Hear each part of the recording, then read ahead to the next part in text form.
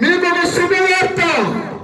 నీ కొడుకు ఏమైపోతున్నాడు, నీ కూతురు ఏమైపోతుందో, నీ కోడలు ఏమైపోతుందో, నీ మనవుడు మరువారు ఏమైపోతుందో చెప్తున్నాను. ప్రవచనం 2024 ఇక్కడున్న నీవు, అక్కడున్న నీ కొడుకు, అక్కడున్న నీ కోడలు, అక్కడున్న నీ కూతురు, అక్కడున్న నీ పిల్లలు క్షేమంగా ఉండబోతున్నారు.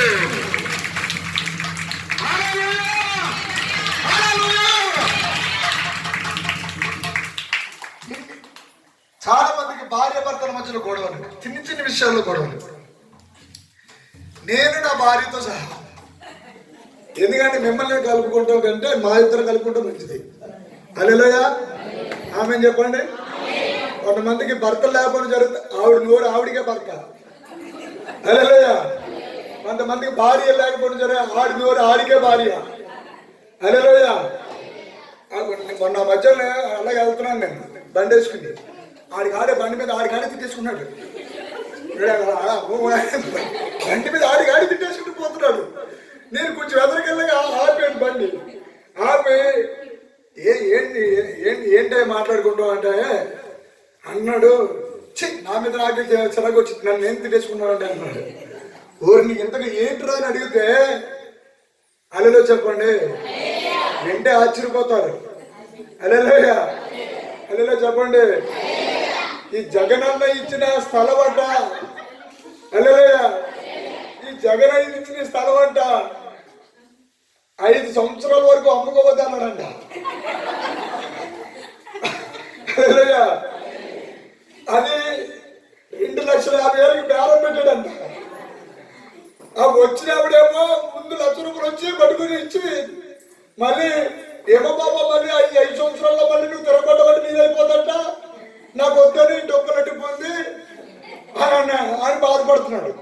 బాధపడేది ఎవరి దగ్గర? మనిషి దగ్గర కాదు, దైవజనుడి దగ్గర. హల్లెలూయా.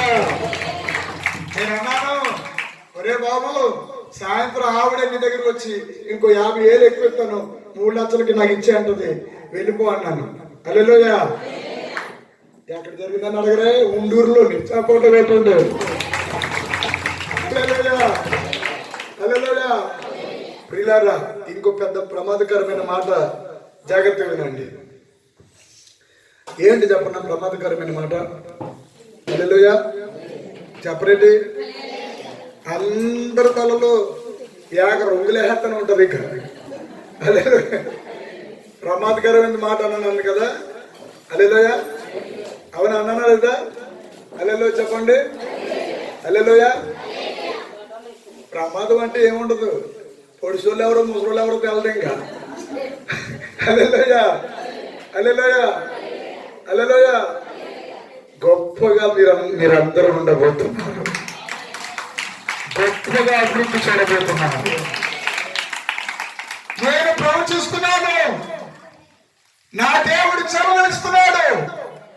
పురుషులేమి స్త్రీలేమి కుటుంబంలో కష్టపడి భర్తలను పోషిస్తూ బిడ్డలను పోషిస్తున్న వారులారా, మీకెవరు జీతాలు ఇవ్వడం లేదు. ఎంతో ఇసుకుతారా? నీ భర్త పడుకుంటే నీకు ఇసుకుతారా? నీ పిల్లలు ఉద్యోగానికి వెళ్లకుండా ఏ పనికి వెళ్లకుండా ఉంటే నీకు ఇసుకుతారా? కానీ పరిశుద్ధాత్మ దేవుడు 2024 అతి శ్రేష్టమైన ఆశీర్వాదాలతో నింపబోతున్నాడు. ఇంకో గొప్ప గుడ్ న్యూస్ చెప్పమన్నాడు, చెప్పనా వద్దా? 10 ఇల్లు 20 ఇళ్ళు మధ్యలో గొడవలే ఉండవంట.